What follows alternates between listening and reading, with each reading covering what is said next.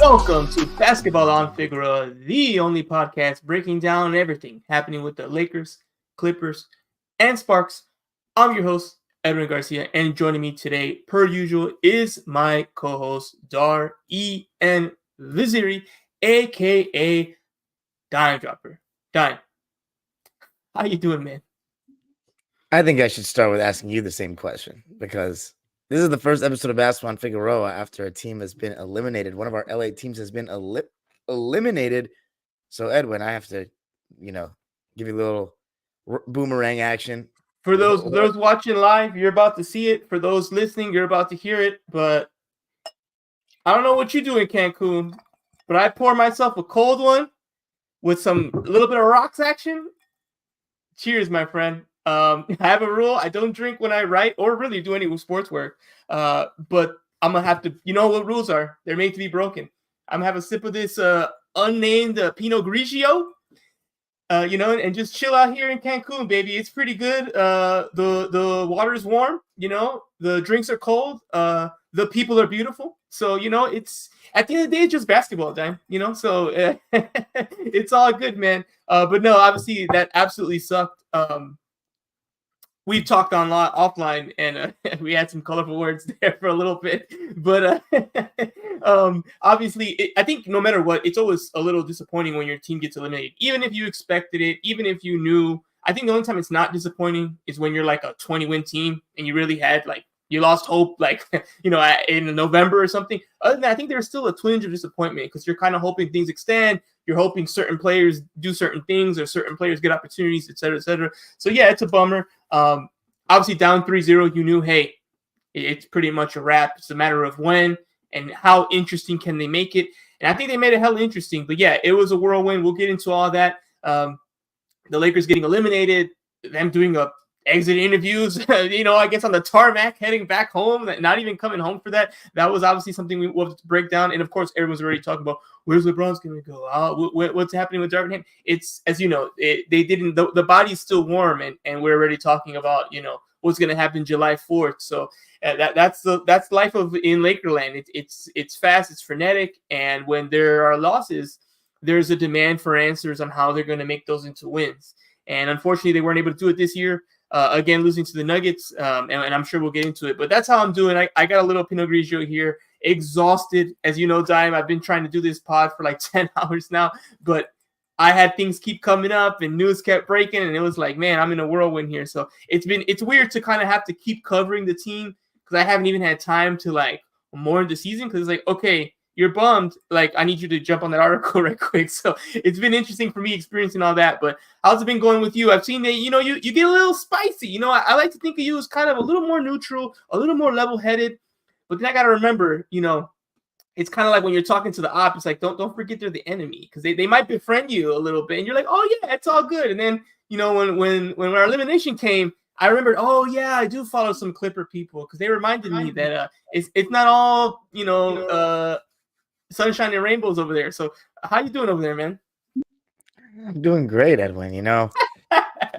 For every one of us, I don't even, me, I'm not a Laker hater as a Clipper fan, but I want the LeBron Lakers to lose. I want LeBron to lose because I don't like his fans that discredit everything to prop up themselves or prop up LeBron. They're the ambassadors of hating on the old school, and I, love the old school. So yeah, I like LeBron to lose. He's won it a lot. He's already has a GOAT case. That's enough for me. Oh, my God. Apologies, everybody. I have the hiccups right now. First time ever on an episode of anything I've done where I have the hiccups mid-episode, but got to get it done. Other than that, though, I think the Lakers did exactly what I expected. They gave, everything they had, put up a fight, and ultimately a lot of the games shared the same theme as last season in the conference finals. The way they closed the games with that Jamal Murray Jokic 2-man game and Jamal Murray having 2-game winners in one series. I mean, let me just ask you, Edwin, how did that feel to have 2-game winners in one series? That's never happened. Actually, it happened to the Clippers when I was a 7-year-old, when my first season watching against the Suns. Ooh. Steve Nash made a game winner in game 3, and then Raja Bell made a game-tying shot in game 5, which was it felt like a game winner because they ended up winning the game. So how did that feel? I mean, Jamal Murray, the guy is just a Laker killer. I've been saying Jamal Murray's that guy since like 2019, 2020. I always said, when he was doing the stuff in the bubble, people discredited that. They're like, it's the bubble. I'm like, no, this guy, he went toe to toe with Donovan Mitchell and he won. Like, I don't think people realize. I know some people are mad that he's still not an all-star. The problem is just, as you know, it's just, well, to give it to you, I have to get rid of someone else. And there's just a lot of great guards. And he's one of them. It's the weird thing. I think if we did it, we need even more focus, less on positions. Maybe he's definitely, I think, is one of the top 12, 15 players in the West. But it's the position thing that I think can kind of get people like where it ends up process of elimination. He ends up kind of getting snubbed. But yeah, make no mistake about it. Murray's been that guy. That's always been true. And like I said, that's what I always talk about. Joker might be the best player on the planet, but who gets the game winners? Jamal Murray. Why? Because he handles the ball, he makes his decisions. It's easier. Even we saw in this game, right, Dime? Like there was like half the game, Joker looked awful. He didn't get any shots. He had like 5 field goal attempts, like midway through the second quarter or something like that. They were able to just discourage the ball from going there and make it harder to get those entry passes, even to Joker. And it ended up being other players, and that's kind of how the game started. But it's really, you can't really do that with someone like Jamal Murray. Like he gets the ball from the inbound. Like how are you going to prevent that? It's almost impossible. So you have to deal with him. And then, then you have someone like Joker. It makes it a pick your poison. And they Joker got the, no, not Joker, sorry. Murray got the possession he wanted with the switch up he wanted, and he kind of took it. So that's what I mean when I always say, even if the big's the best, you need that guard, because at the end of the day, that's what it comes down to when games get tight. You tell your guard, hey, bring it home. And yeah, of course, if Joker's wide open, you give it to him, clean up the glass, big man, that kind of thing. But it's often going to be the guard who's going to make that decision, the ball handler who's going to make that decision. And that's true for the Nuggets. I think the two wasn't demoralizing because I had no confidence the Lakers were going to take that to overtime. I'm like, the only way to go to overtime is if they just miss a shot. I just felt like they're going to get a good look. They're at home. They're going to get a good 2-point look at the tie game. They don't need a 3. I was definitely of the mindset of like, oh no, like the only way we're going to OT is if they really make a mistake here. And they didn't. I know people are analyzing that play. They're like, didn't the Lakers have a foul to give? Why didn't Rui come up at the nail and help? Things are happening really fast. It's tough. I think the foul to give was valid, but also that's the problem with the Lakers in that game, already using up all their timeouts. You really have to trust your team. Hey, can you be smart for like 90 seconds? That's kind of a lot to understand all the context of everything, on the fly, on the go. But yeah, I think the one that was demoralizing definitely was that shot in the previous game. That was the one that really got you, because I felt like that one was, Lakers blew the 20-point lead. Murray had a bad game for most of the game, and it felt like the Lakers were the better team. In this game, the Lakers led for a good amount of time, but it was definitely more back and forth. It felt like both teams were more even, so you kind of felt like both teams deserve to win and someone has to lose. While the other game, it was like, no, the Lakers had that. They lost it. Like, they gave it up and the Nuggets took it, whatever. You felt like, man, there was a big stretch where we were definitely the better team. So that one was more demoralizing. While this one felt more like it's a back and forth game. It kind of felt like whoever had the last possession was probably going to win. I mean, Lakers scored right before that too. So, it was back and forth. But yes, it definitely sucks. And Murray, I mean, this is why we love basketball at this level. You get like another level of hoops. You got Murray on a calf struggling. KCP's got one ankle that's busted. Freaking AD's got one shoulder and he's staying out there, and they're battling and they're playing good. So it was a great game. I definitely, from a neutral standpoint, I can see that being like, oh, this is like top tier hoops. Like, this is what we're talking about. For me, obviously, I'm like, yes, this is top tier hoops, but I hope the team I want to win gets the win, because that's what really matters. And unfortunately, we didn't get that. Man, game 6 at Crypto would have been amazing. And the pressure would have finally been felt on the Nuggets side, being like, we can't be the team to blow this, as defending champs against the Lakers, all that crap we talked. But unfortunately, of course, they did take care of business. So it's one of probably the most competitive 5-game series we've ever seen. But it was competitive. The Lakers led for most of the time. All the stats are crazy. But yeah, that's kind of how I felt seeing Murray do it. I expect him to be that guy. I think he's that guy. And what really sucked was the other game winner, because that one felt like it was the death blow and the precursor to all this.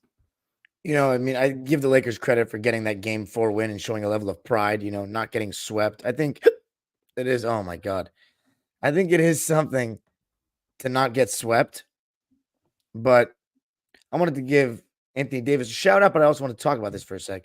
Anthony Davis, undoubtedly, I think, had a better series this time around against the Nuggets didn't last. Mm-hmm. He was super aggressive. And last season, he wasn't really scoring on Jokic like that in the series one-on-one. He was scoring on the roll, putbacks, all that. But this time, Jokic, they were trying to switch Jokic off of him because he was dominating him so much. And of course, he didn't really stop Jokic in any way, but at least there were moments in Game 5, as you mentioned, where AD did a decent job trying to just doing the best he could. And sometimes Jokic is going to make shots that are just unguardable, but Anthony Davis was at least making it tough. His presence at the basket was so good. And look, I did say to you, and I think you agreed, Austin Reeves being like the number one point of attack defender is probably not championship level, but man, he really worked his butt off these last 2 months in the playoffs. He made life tough for Murray. And to be honest, Murray didn't have a great series, but the way he closed made it more than good enough. I mean, you've got to ultimately, he did have a good series in the sense that just because he closed, I think closing does matter, but there's a level higher that he can go in future rounds. I wanted to ask you about AD, though. As great as he was, the consistent thing about your best player not touching the ball, not shooting the ball enough in the fourth quarter. What do you make of that? I know he had that stinger in Game 5, but we've seen him kind of not get many shot attempts even when he's healthy. So just give me your thoughts on that, because that is something to talk about as we reflect on the Lakers season, because closing against Denver was a major issue. And we talked about that AD thing all season long, because LeBron, I just think ultimately LeBron is just asked to do too much for a 39-year-old. And we think because he's still a top 10 caliber player, he can, and he can't he can't play great defense the whole game. Jesus. Sorry, guys. You're good. You're great good. defense the whole game. Do the ball handling and mastery of a game that he does. Maybe not as on ball as he used to be, of course, but still throughout the game, a good amount of pick and rolls. You're running stuff through him because he's your top 2 scorer on your team. Or wasn't he the leading scorer in the regular season? Yeah, by like 1 point off of AD. Right. They were like literally a point away. Yeah. Your leading shot taker, basically. So he's the number one shot taker. That may be something he has to sacrifice going forward. I mean, I'm not sure, and then just a lot, and then close the game for us at the end, like bring it home. It's just a lot, so no one LeBron's age has ever been asked anywhere near this, it's again, he's an unprecedented area. And like you said, I think it's the everything. He could do all those things, but it's asking him to do everything. It's just becoming ridiculous. And it's like one of those things, kind of like a job where you're spread too thin. You're like, I can do all that, but should I have to do all that? Can someone else come and help out? And I think for me, the biggest thing was the handling of the ball. They need a more elite ball handler who can handle the ball more to just take him off that. It's so much to be like, hey, guard these guys. Go get the rebounds, go do the hustles, go rotate. And then when they score, take the ball to the basket, bring the ball up court, run our, it's like, okay, dude, he cannot do this at at his age, 39 years old. Oh, and by the way, he played 44 minutes last night. He played more minutes than anybody on the Lakers. And did he play more than anyone on the game? Yeah, he just was shy of Gordon and Porter, who played 46. He played more than Joker. He played more than Murray. He played more than everybody else. So that's just ridiculous to ask of him. And the problem with that is you get diminishing returns. Okay, I'll do all that. I'm going to get a little tired, I am a human being despite all the evidence that he's an alien too, right? So I think that's another thing the Lakers are going to have to address in the offseason. You need a ball handler who can just take some of that pressure off so he doesn't have to do it, and also feel like if he doesn't do it, then they're going to lose. And that's the biggest thing. Well, let me ask you this then. What are Reeves and D'Lo there for? Because Reeves and D'Lo, I mean, I thought Reeves played pretty decently in this game. 6 for 11 from the field, 19 points. I mean, that's what you would need from Reeves, I would say. D'Lo, man, I think. Yeah, I know. He was that bad in this game, but the open threes, the amount of them that he missed, 2 for 10. Yes, awful. And then the other game, 0 points, game 3, that was huge. Yeah, I think, unfortunately, at this level, it gets rough for D'Lo. That's the problem. I love D'Lo. I know you love D'Lo too. But again, when we're talking championship, that's another level. We're talking about just making the playoffs, making some noise, making a run, all good. But when you face those top tier teams, it gets a little murky for D'Lo, I think. It's just, you need consistency. He cannot promise you. He can give you a few games, which he did in this series, but he'll also give you some of those stinkers. And can you afford those stinkers given his role? And the answer is pretty much no, unless you basically got a super team where you can survive something like that. And this team is definitely not a super team that can survive something like that, right? If he was on the Clippers, for example, you just plug him in, get rid of Russell Westbrook and give you D'Angelo Russell. Oh, yeah, you're all good. Like, it's fine. You'll make up whatever. It's all good. That's not the makeup of this team. I think Austin Reeves is good, and I think Austin Reeves, you have to remember, he's still very young. He's entering the third year. He's going to grow a lot. I talked with Austin at practice one day, because I see some of the flaws in his game, just like we all do, right? The on-ball defense, handling the ball, just everything on the ball is kind of an issue with him. So I kind of asked him, like, is this something where you have to kind of wait for the summer to really get better at? Because, everything's happening so fast and you got a game Tuesday, a game Friday, a game Sunday. And he kind of pushed back on it, which I was kind of curious about. He's like, no, you can improve all year. Obviously, the summer gives you more time, but you can improve throughout the year. Like, it's not something where, like, I'm thinking, oh, I'll improve on it later. I'm improving on it now. And yeah, there'll be more time in the summer, but I can improve on it within the year. And I was like, oh, that's interesting. And you kind of saw that, right? There was earlier this year, you saw him getting absolutely destroyed against like big physical guards. And we saw less of that as the season progressed. Earlier in the year, turnovers galore, handling the ball, he got benched, all that kind of stuff. You see less of that. You saw him do more of it. So I think Austin Reeves, if he stays on this team, based on like trades or whatever, I think that's where he can really grow. That's the level. D'Lo, I think he's kind of where he's at.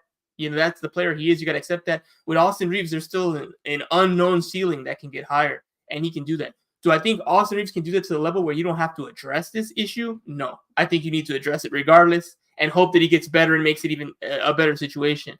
So, yeah, I think that's part of the whole, seeing what you got to do in the summer. This team isn't good enough to beat the Nuggets. Even if you get rid of Ham and you get your perfect rotation that you love, it's not going to be enough. Maybe you make it 6 games.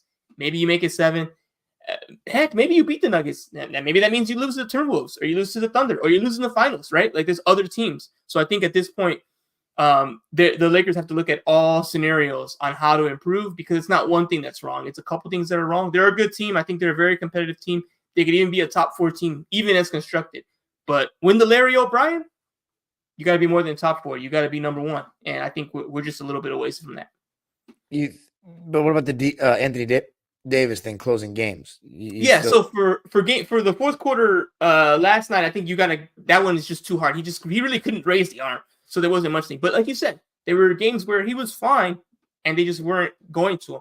I think it gets back to the whole, that's where it's more on the players and the coaching staff. They have to find ways to get him going. Just like the Nuggets found ways to get Joker going more as the game went on. Those pockets are too long. It happens too often. It happened less this year. I think that was more of AD kind of making a focus of, let me force myself to get this ball, more so than the offense kind of running a little bit more towards him. So I think that's more of a coaching thing to me, where you got to find ways to get in that ball and make sure that doesn't happen. It happens too often. And these big games, he needs to be getting, 15 touches. And he cannot go, 8 minutes in the fourth with, 1 touch near the rim. Like, that's just unacceptable. It can't be, he'll get a rebound and then he'll score on it. Like, it has to be more intentional than that. And they have the makeup to do it. They just need to do it more. Even LeBron, I wanted to see more post-up LeBron. And we saw it more as the series went on. But I think by that point, it was a little too late. They got one game, they didn't get the other one. So there's adjustments that need to be made for sure there. And I think that's the biggest thing. I think AD can do it. AD shows he can do it. You're going to have to make sure that you don't let other teams dictate that by saying, hey, we're going to put a bigger bodies on him. We're going to front him more. Boom, he's not getting the ball now. Great. We got rid of AD. Now we just got to worry about LeBron and hope that, Rui and Reeves don't get hot and we'll be good. And I think that's kind of the strategy other teams have. They know they can ice him out. And then it's a matter of, okay, handle LeBron as best you can and bet on Rui and D'Lo and Reeves not being able to execute enough for us to lose to them. So I think the playbook's out there on the Lakers on what to do. So the Lakers have to counter that, and that's the whole chess match that is the NBA. So I think that's the biggest thing they need to look at for next year. You gotta find ways to make sure that we don't have graphics like that for AD, where he gets one shot in 8 minutes during crunch time. More on you're saying mainly on the coaching staff and the ball handlers? Yeah. I definitely think it's mainly on the coaching staff and the ball handlers more than AD. I think AD's kind of made it known more and more this year when he needs the ball. I've seen him talk about it more. I've seen him kind of, get himself in position and put his hand out there and kind of dictate, like, hey, man, like, we got to get me in here. And I've heard players, D'Lo and Reeves talk about that. When there were games like that, they've acknowledged that it's them. They're like, it's our job to get him the ball. We didn't get him the ball. And they've mentioned, hey, we got to look at the tape. you guys are right. Like, we didn't get him the ball. So if the players acknowledge it, then I think the players who are supposed to give him the ball acknowledge they didn't give him the ball enough, then they need to work on that and make sure that that's not happening. So only Reeves and D'Lo, no LeBron either? He's a ball handler. He's the main one. He's a ball handler. I haven't heard. I don't think. Well, often when they talk to each other, when they talk to the media, they're both talking. So that's why you don't really hear. I haven't really heard LeBron mention that, but I also don't think I've heard LeBron be asked that often. Of course, yes, LeBron is involved. You want to hear a negative LeBron comment, or not even negative, just like, hey, you got to feed him the ball for sure. And that's a two-man game. That's deadly, right? He is one of the greatest floor generals that we've ever seen. So you know what I'm saying? He is. I definitely want to see more. I definitely want to see more LeBron AD two-man game. I feel like we saw plenty of D'Lo AD. We saw plenty of Reeves AD. We didn't see as much Bron AD. I want to see that kind of get spammed a little bit more for sure next year. I think there were some moments though in this series, second half, where you guys spammed it. I think the issue with that is sometimes, if we're talking just in the sense of getting Anthony Davis shots, when he's the roller, teams can take away the roll and force them to kick it out, which is what they do with the Lakers. They want to bet on the shooters making shots. Yeah. But that's what I'm saying, throwing it to AD when he's been more aggressive this year in ISO and been really scoring, you got to look towards that, I think, going forward in the future, especially if you want to, because this was, I think, the first season where we could, I don't know, where are you at the end of the season? Was AD the best? Was AD, did he finally take the torch from LeBron? Consensus, clear cut? Sort of. I would say it's still a 1A, 1B, but if I had to pick a 1A, I'd make it AD because both ends of the floor. Because he stepped up, right? He went another level. It's the second best season I've seen from AD. Obviously, the 2019-2020 was his best. He was on killer mode. I think he was obviously younger. He was hungry for a title. Less injuries. His 3-point shot was better. So it's like, okay, he really had like basically no flaws. He was a monster. It was like he was taking the shots that the team was wanting him to take, and he was making those too. And it's like, okay, well, now that's game over, right? So that was the best AD I saw. But this year was pretty close. He was healthier than he's ever been. He played more than he ever has for the team. He gutted out so many injuries, including on the last one. And when he was gutting it out there, he was still being effective. Like last night, did he score in the second half? No, he had like literally 2 points, but he was getting literally one-handed rebounds. He was boxing out Aaron Gordon and grabbing the rebounds on 50-50 balls with one hand over him. I saw one time Murray tried to test him. He drove to the basket, and AD blocked that and sent it, to the Colorado Rockies. And I was like, dang, he did that on one arm? Like, that's wild. So he was still effective. He couldn't get played off the court, and he never forced Ham to be like, you know what, I got to bench him. Because, like, hey, he's still a dominant defender, and they have to respect him enough that he's not really a negative. We just can't really feed him the ball, which is fine because guess what? They don't feed him the ball much anyway, so they were kind of comfortable offensively. So I think he definitely took that next step. He took on that challenge, and he rose to the challenge. So I would say he's now taking the step as being the top dog on there. Obviously, LeBron's still going to be a leader. LeBron's still going to be, like you said, he's at the standard right there. He's the floor right there, and AD's got to try to raise it. So it's obviously a two-man game, and they might need a three-man there. But, yeah, I think at this point, if you have to say who's 1A, it's AD. And I think LeBron would actually tell you that himself. And I assume, depending on how, the summer goes and how the team is constructed, I expect LeBron to make a statement like that on media day, saying that it's AD's team and he's here to, do what he needs to do for him, because I think he's reached that level. And LeBron loves AD. He's always hyping him up. So I expect him to make even that concession to say, hey, yeah, he's younger. He's still kind of on the tail end of his prime. I'm on the tail end of the end, and I'll support him how I want, regardless of whatever the fan perception is. Anthony Davis, 28 points, 16 rebounds, 4 assists, and 2 blocks in this series against Denver on 63% shooting. I mean, talk about crazy stats. 60% is wild. Yeah. He had one game where he missed like 2 field goals. It was insane. Yeah. LeBron James, same amount of points exactly. Unbelievable how close they were in PPG throughout the regular season and postseason. 27.8 for LeBron, 7 rebounds, 9 assists. I mean, 28, 7, and 9 at that age is remarkable. But I will say 4 turnovers for the series is a lot. 2 steals and a block, though. I mean, pretty solid defensive series for him. And then 57% from the field, 38.5 from 3. Really solid series for LeBron as well. 1A, But 1B, we just need some help. They just need some help. We can't have a starting point guard score 0 points. Like it just can't happen. So they need some help, but the closing thing is going to come down to them, I think, to a degree as well, even next year. And the bench was awful offensively. I mean, no one scored 10 points ever. I think you got what you expected though from Taurean yes. Prince. You know what I mean? Like that he was satisfactory in his role for what he was supposed to do in the playoffs, I think. He had his bonehead moments, he had his decent moments, but that's who Taurean Prince is as a player. And I think he's fine. I think he's the least of even though he was such a talking point throughout the season with the leash that he got and how many games he started. I think he was fine in the playoffs. But let me ask the last question, man, because it would be very irresponsible. By the way, can we both agree real quick? Rui Hachimura, after having a great series last year, didn't do quite enough. No, he was bad. Like I said, even in that final play, he was bad. He was rough. The Nuggets were clearly leaving him open in the corner and challenging him to make it, and he did not rise to that challenge. So he had some good moments, but yeah, he was not a highlight in this series. That's fair.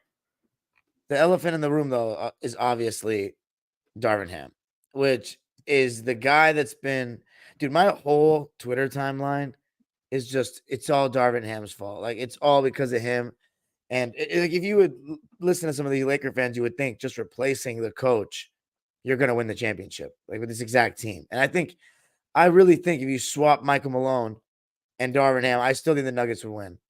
Ooh, that's a good one. I don't know about that. But it would go to 7, but I think they'd still win. Because it's not, I don't think that having Michael Malone is going to make you like a motion team. I think Jokic being who he is makes them a motion team. You know what I mean? I wonder. When has LeBron played an emotion offense? Not at this age, LeBron is not going to play an emotion scheme. You know what I mean? Like, I just don't think. I think they play around the personnel. I think obviously Michael Malone's a better coach than Ham, and it would become a closer series. But I'm not as big on coaching being the difference as most modern NBA fans. I don't think you do either, though. I think it's a player's game. But let me ask you about Ham, man. I mean, how much blame does he deserve? Are Laker fans being too harsh? I mean, this guy, I definitely think he should go, and he was in over his head. But I don't think Darvin Ham did anything wrong yesterday. I mean, yeah, he did. He didn't call timeout when the team was up by 8. Okay. And I agree. Third quarter. Besides the turning point in the game when the team was up by 8 and ended up down by 5, he didn't do anything wrong. And also one timeout not being called in a stretch should not be the reason that you lose a game. I agree it was wrong. And the challenges, he challenged way too early. And then I like the challenge at the end, but I didn't like the challenge at the beginning. It was way too early. He used that challenge up, which meant he lost a timeout, which is why with 1 minute and 30 seconds left, it didn't have time to set stuff up, didn't have time to advance the ball when there was 3 seconds left. Like, are these little things? Yes. But the little things start adding up. It's like, okay, you didn't make that timeout. You used this one incorrectly, and in the game that was decided by 2 points, the margins are razor thin, right? I think I don't know what's going on with Christian Wood and Jared Vanderbilt. They were both available. They were both DMPs. I'd like to know about that. I think the lack of use of Max Christie, like we were talking about, there's no offense on the bench. Could Max Christie, if he would have been developed throughout the season, could have given you 9 points, 12 points, 15 points, 8 points. That could have been a difference maker in getting some more rest, getting some more depth. He's got good size. I know he's young, but again, you didn't develop him as much. And I think that's another thing. So I think, like you said, I'm with you. I think you took the greatest coach of all time with his team. They probably still don't beat the Nuggets. They probably just push it to 7. Maybe they beat the Nuggets, but it's a lot to ask for a coach to give you, 3 wins, even when these games are really close. But I will say, I agree that it's probably time to move on for a lot of reasons. 1, you've seen where it's at after 2 seasons. It's not enough. 2, he's really dead set on his philosophy, which is many coaches, but that's fine if the philosophy works. If you're dead set and it doesn't. What's his philosophy though? Because when I'm looking at it, I don't see necessarily a philosophy. I see the Lakers play like other modern NBA teams. They run a lot of pick and roll. They run a lot of dribble handoffs. Like they do, and they play a modern offense. Go ahead. I think that his issue is he's really in love with defense first guys, and he doesn't go away from that, and he'll always opt for defense more than offense. And on this team was more built for scoring than it was for offense. If you look at the stats from last year, They were a much more explosive offense with a decent defense. And I think he focused so much more on improving defensively that he didn't flourish the team offensively, which was actually the team's strong suit. I think that was one of the biggest mistakes. I think, for example, that's what he did, right? When things were bad, what did he decide?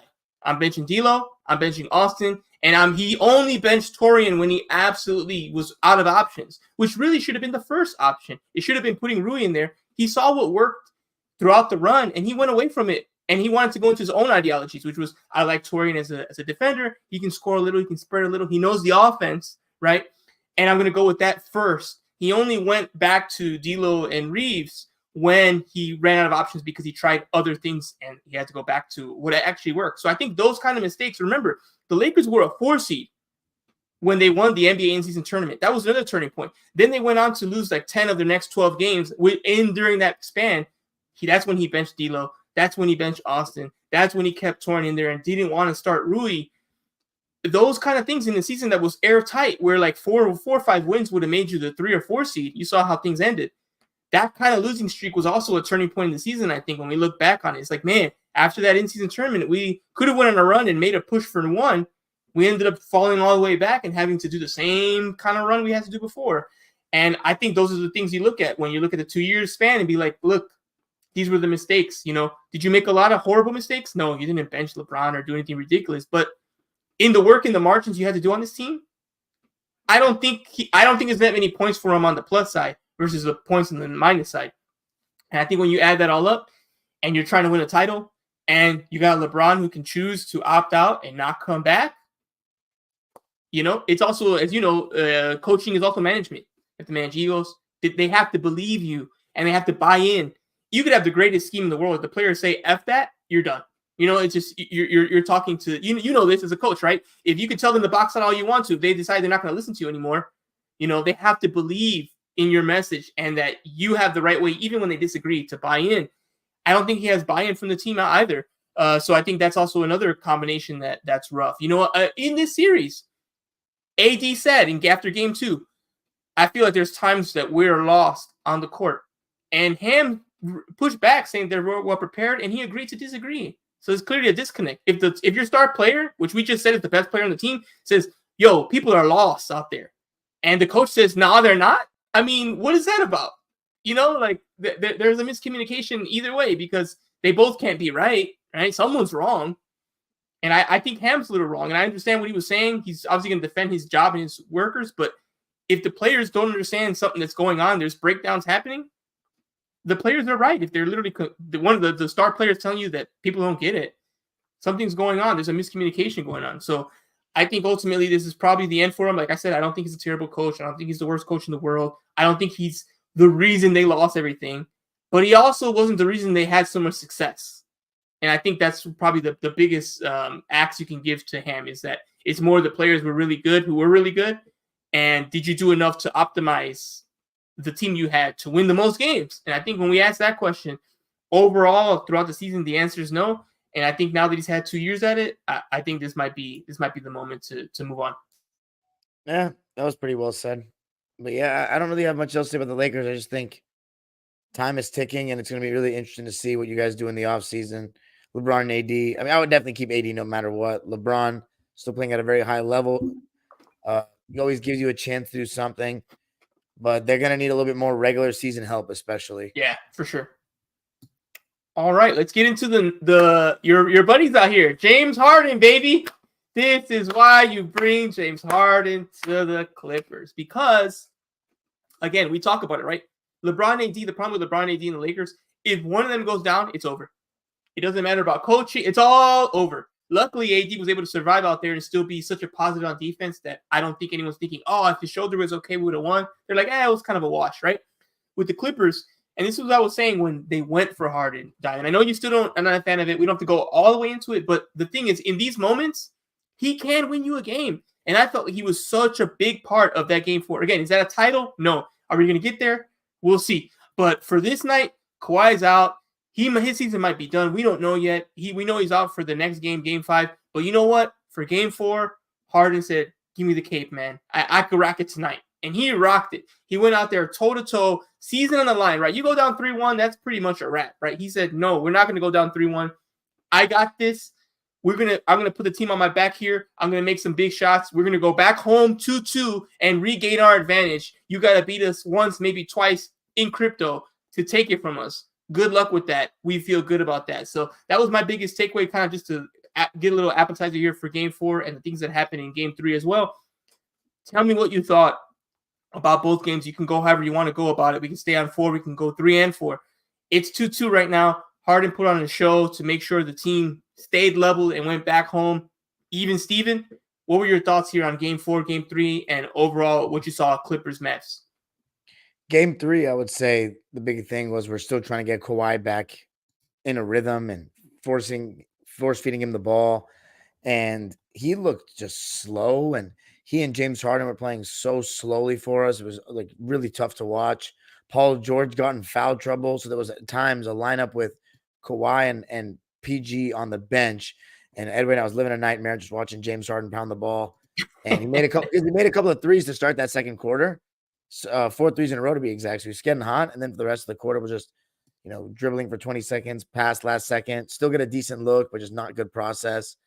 Russell Westbrook, I don't even remember how he did really in Game 2. From my memory, a little bit reckless. I think that was the one where Game 3. I think it was 2 for 8, if I'm not mistaken, but added something to the game. That may have been Game 4. I don't even remember. There's been so many games I get the stat lines freaking confused. But James Harden, the way Game 4 though, Paul George and James Harden were just amazing, and the way we were all making threes, it felt like we were due to have a game where all of our threes would go in because we are one of the best 3-point shooting teams in the league percentage wise. Started going in. Paul George, Edwin, as you said, all the pressure was on, 2-1 down. And the pace was just so much better without Kawhi, not having to work a guy back into things. So James Harden, thank you, Kenneth Lopez. Game 3 was the 0-for-7 Russ game where he was out of control and got ejected. So, it was a horrible game for him, right? He was horrific. Yeah. He was off the ball a lot. That was what it was. He was off the ball a lot because Harden had the ball in his hands. And Harden was probably our best offensive player in that game. But I thought through 3 games, I thought Zubats was the best player for us in the series. But then James Harden. Wow. Yeah, through 3 games, I thought that, even though a lot of people thought Harden. But I thought I wasn't disappointed with any of Zoo's performances. Harden in games 2 and 3, I thought it was too slow, too much ball pounding. But in defense, not great. Because Kyrie and Luka are going to target him left and right. It's about how he can hold his own. And in Game 4, it was a lot of Luka targeting Harden and Harden targeting Luka. And Harden stood to the task, played good D on Luka, and he was getting around him left and right because Luka was in foul trouble. And you saw that closing of the game. Picking on Luka and pick and roll over and over, even at PJ Washington, funneling him to the middle. And his floater has not been going this season. And it used to be money for him back in Houston. Dude made 5 out of 5 in this game. Talk about clutch. And Paul George hitting that corner 3. Huge shot.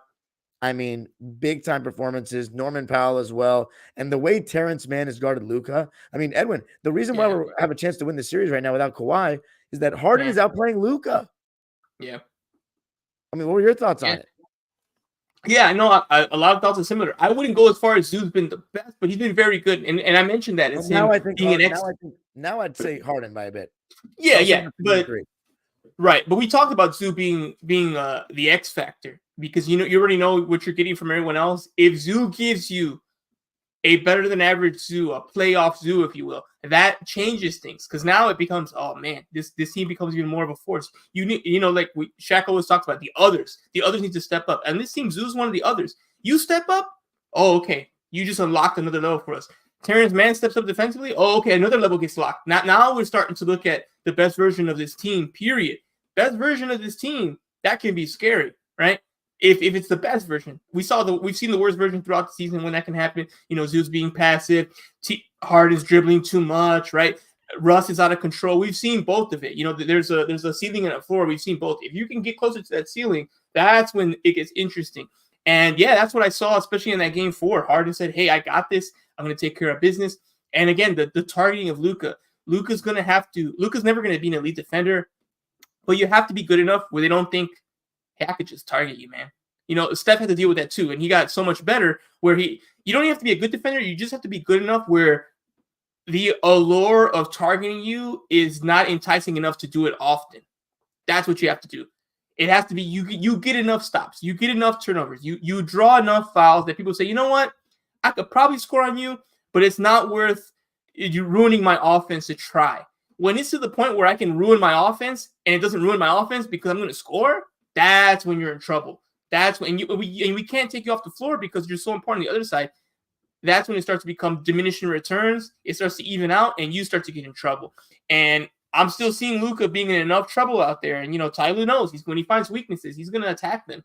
And that's something Luka's going to have to improve on. He has to be good enough to not let this happen over and over to the point where it becomes bullying and you really get in trouble out there. So that's one of my biggest takeaways from the Mavs perspective. That's something they're going to have to work on. Finding ways to kind of hide Luka defensively, find ways for him to step up as well and just say, hey, take on the challenge. Those times they're doing it. When when they're doing it, you have to step up. You got to do something to make them, kind of go away from that.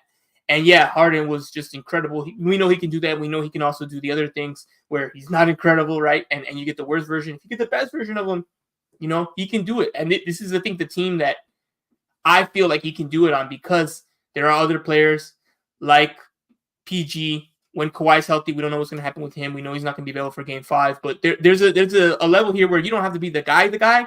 You just might have to lead here and there. And that's what he did, right? 33 from him. PG got 33. That sounds like a recipe for me to be like, okay, cool. Two of you cook. We get some role players to do their job. Let's get the rebounds. Let's defend well. All right. Good luck. And Dallas they're right in the middle of it again. So I actually do like this, because I think the Luka love gets a little overblown. I'm like, all right. So for me personally, I'm kind of actually on board with this. And I picked Clippers in 7. I'm looking really good right now. I'm like, cool, 2-2. We're right where I thought we would be. I know people, thought it was going to go one way or the other. And that, again, this is why you have multiple stars that can play together. And I think the team is overall is well constructed with the Clippers. I don't think there's an issue with who's the alpha and like that kind of thing. I haven't really felt that. I feel like everyone's just kind of down for like, let's play together. Let's play our best ball. I think they've all been through that. PG's wanted to be the guy before. Harden's definitely been the guy before. Even Kawhi. And I think they all kind of are past that and saying, hey, we're just 3 really, really good players. Like, let's just ball out and we'll figure it out. And I think this is kind of the perfect scenario this far into all their careers to kind of be on a team and just say, hey, it's just a team. And I'm really curious to see how Game 5 is going to go. What do you think, Dime? Are you going to beat one? Are you going to be there for Game 5? And what do you think is going to happen? Yeah, I'll be there. What I think is going to happen? Wow, I really don't know. I said Clippers in 7 before the series, but I also did say if we didn't have Kawhi, I don't think we'd win the series. But I mean, I have to say we're going to win, right? I feel like I'd be being a bad fan otherwise. Yeah. Okay, let me ask you this. It's going to need another good game from Harden and Paul George. I mean, Harden's given us some really good games. A lot of people are saying, the stinker's coming, but maybe this is another great first-round series for Harden. Paul George, I need him to be big time. Game 5. Yeah. I'll be big. Yeah. So, but Luka, people are saying he's due for a good game. And we're just gonna have to see. Hopefully, I just want the building to be loud and energetic, and we'll see where it goes. I think it will be. It is a Wednesday game, but Wednesday night. So I'm glad y'all got the time slot that's appropriate. So I think it will be, especially now that the Lakers are done. I'm sure there'll be some fans that say, you know what? I already miss basketball. Let's go out there. Let's watch it. Maybe Raj pulls up in his Clippers gear and comes through for some playoff basketball at Crypto. It's the only basketball happening at Crypto right now, because obviously the Lakers are eliminated and the Sparks are starting their media day tomorrow, which I'll be present for, but they're doing it like not near Crypto, and they're also going to start their season in Long Beach. So it's the only basketball happening in Crypto.com arena for the foreseeable future. So why don't we go ahead and actually jump into the preview, since essentially it's now just a Clippers podcast. It's just, I gotta take a sip of my wine. That felt disgusting to say. Hey man, last season I had to watch you guys in the conference finals, even though we got a higher seed, had the same amount of injuries all year. So that's true. And it was 2 rounds longer. We'll see if this one is even a round longer. Yeah. Were you rooting? I wasn't checking your Twitter. Were you rooting for the teddy bears during those moments, or? Oh no. Okay, cool. Yeah. It was crazy. I told Grizzlies fans that I'm like, I know you guys are annoying because even the Laker haters were rooting for us. And I'm like, when they were on our side, I was like, I saw Warrior fans like, yeah, Dylan Brooks is getting cooked. I'm like, oh, y'all really hate that team. Because usually the Laker haters always go against the Lakers. When I saw people rooting for us that normally boo us, I'm like, oh yeah, the Grizzlies are really obnoxious. That's when I knew. I'm like, the hate's gone to another level with that team. But yeah, so yeah, that's me now. Now I gotta be locked in on Clippers, which I will be, of course. Tomorrow's game is here at Crypto.com Arena. I'm also gonna go with the Clippers, basically because that's my stance, right? I said Clippers in 7. But that's with Kawhi though, Edwin. Yeah, yes, but I think we've seen enough of, like, they still have Harden, they still have PG. They've won other games without Kawhi. So like, we've looked better in this series without Kawhi, obviously. And it's not because Kawhi is not good. It's just he's not healthy. So, and I think that PG and Harden feel comfortable in this scenario. I don't think they're looking at it. Yeah. This is his best series since like the first round of 2021, and that was against a weak Celtics team. Like this is his best series against good competition since he was a Rocket, in my opinion. Which is amazing. At least I'm getting a solid Harden so far. I think they're comfortable, and they're like, hey, less players to share the ball with. We're going to switch off. This is great. Right. We'll attack the mismatches. You're open, shoot it. I think they're comfortable. Not that they're better without him, but it does make it easier in terms of sharing the ball and running their offense. It's like, hey, it's just us two. Everyone else knows their role. Like, let's cook. And that's what they did, right? They're like, okay, you 33, me 33. Can they do that again? I think so. Can they do that at home? I think so. The Mavs are not a juggernaut defensively. So a lot of what Kawhi does, you can kind of get away with. You don't need the world's best two-way defender or anything like that against this team, because while you're losing the offense, you already know also, like, this team's the Mavericks are a juggernaut offensively. They're going to get there. So it's just a matter of, can you keep up with them and can you get those boards and shoot efficiently? So far, the answer has been yes. So I'm still going with the Clippers. They're also home. So that's it. You got the confidence. You're at home. You got the home court advantage. Yeah, I'm gonna go with them to win. Would I prefer it if Kawhi was healthy? Of course, because that makes it easier to do. But that's not what you've had, and they've proven they can do it without him. They've won their 2 games without him. They seem comfortable. They just beat the Mavericks. And the Mavericks, at no point in this series have I felt like, wow, the Mavericks are at a higher level, or they can get to a gear the Clippers can't touch. I've never felt that. I felt they've had good stretches. They've had good runs. They've had good moments, but the Clippers have also had good stretches, good runs, and good moments. So I think this is, in a way, this is a better Dallas team, but it's a less scary team. I just don't really feel, I'm not moved by this team. I think it truly is an even pick'em series.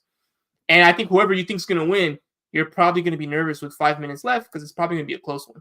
But I'm going to go with the Clippers. I went Clippers in 7.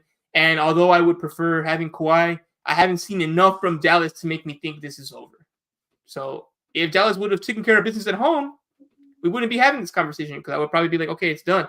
But they didn't take care of business at home. So I'm not going to buy stock in them now, So I'm going to go with the Clippers winning Game 5. What are you thinking? Friday is going to be Game 6 on ESPN, 6:30 start time at Dallas. Who do you have winning that one? If we win well, you know what? I think Dallas is going to win either way. Game 6. Okay, cool. Yeah, I agree. I really don't. I'll tell you this, Edwin, though. I really would hate to lose a Game 7 at home. Hate. Like, if we're going to lose this series, just put us out of our misery in 6. But it's always a pleasure to go to a Game 7. But no. Yeah, the best 2 words in sports, right? Game 7. But losing a Game 7 at home is brutal. Like, Also, as your goodbye to crypto, that'd be rough. Oh, yes. That would be terrible. So, You'll be like, goodbye. We left. Let's just win Game 5, so then we have 2 chances to finish this thing. Yeah, that's another thing. Yeah, it gives you 2 chances. It's gonna have to be on your home court. That's why you play the season, to have that advantage. You have that advantage. Use it, right? Oh man, I was TBD. Will I pull up for Game 7? I might pull up. I have it for that to be my last the hurrah and watch it happen. That might be interesting. I'll be very curious. I think it will happen. I think there will be a Game 7. Just because that's what I predicted. And I think, they'll win Game 5, they'll lose Game 6, we'll go to Game 7. And man, Game 7, final game at Crypto. So I'm curious how you're going to approach it, because I asked you this during the regular season, if you were going to feel any type of way about the final game at Crypto. And you're like, not really, because I know we have playoffs. Okay, we're going to probably record on Monday. Actually, I'm pretty sure we will record on Monday, because whether you win or lose, you're not going to play on Monday, and the Lakers aren't playing. So I'm assuming we're going to be back here recording on Monday. how do you think you're going to feel knowing it's the last game if we get to the game 7 or that game 5 if it's looking bad? What do you think's going to be your process on like, hey, I'm saying goodbye to crypto as like the Clippers home, as we're moving into the Intuit Dome, if that's kind of how it goes down if the Mavericks pull it out tomorrow or game 7? If we get to a game 7, do you think you'll like feel any type of way about it, or is it just you're not going to really get a chance because it's ongoing? Oh no, I think I'll feel some way as the game's going on and when the final buzzer sounds. Hopefully I'm not going to have to feel that against Dallas. Yeah. But man, but let's be honest though, Edwin, like how embarrassing would it be for the Mavs if they lost without Kawhi? That'd be horrible. Yeah, rough. I think they're halfway to that reality. So they're just as much in that reality as the other one. So yeah, I've never been a big believer in the Mavs. I told you, I was like, yeah, I think y'all got it, and I'm not just picking it because of the pod. That's my basketball tape. Like I'm gonna live on that tape. They're a good team. I think they're still a few pieces away, and Kyrie and Luka work well, but I still feel like it's not a perfectly constructed team to kind of make this kind of playoff run against the elite teams. And I think the Clippers have proven that they're a top 4 team. They've been a top 4 team all season, right? A moment y'all had number 1. Y'all were loving that weekend or whatever that was. But oh my God, so short-lived. that weekend was crazy. I was like, all right, y'all, I can tell y'all never been number 1 because I'm hearing about it like legit. No, because we literally haven't. We've never been number 1 at that stage. It was nuts. I was like, y'all need to chill out. But yes, but they've been a top 4 team all season, right? Like they've consistently been a top 4 team, while the Mavericks haven't been. They've been up and down, and they hit this stretch, and they ended up top 5.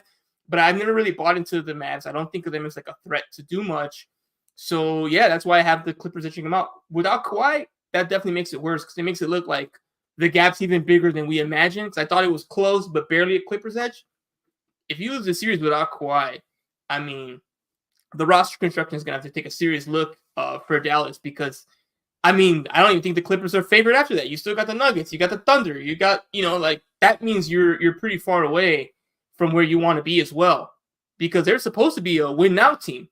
That's not supposed to be a team that, is developing. It's supposed to kind of be ready for a run.